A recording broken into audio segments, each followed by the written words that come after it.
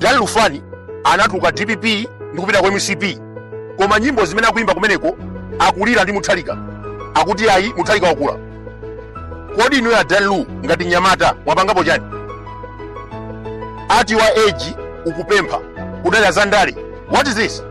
At least Mutharika ndi wankulu wapanga zake, koma iweyo ukugwisidwa ntchito ndi anthu andale. At the end you will suffer.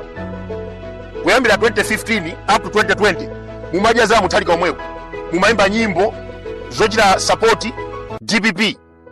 Lero mwayiwala zonse kuti DPP inakusamalani, mwayamba kunyoza anzanu tu amasintha zipani, koma samanyoza kopa mawa chifukwa mawa boma lizasintha muzachita manyazi. Kodi muzawera kuti? Today you are insulting Mutharika, Mutharika akula.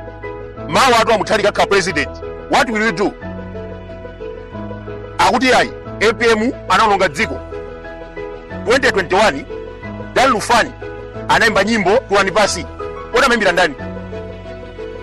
Malawi wina aliyesa akavera nyimbo imeneja akudziwa kuti Dan Lufani amene zona koma ndalama ya musintha.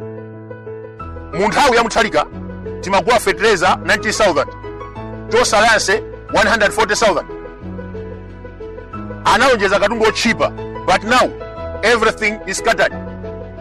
Ndiye malo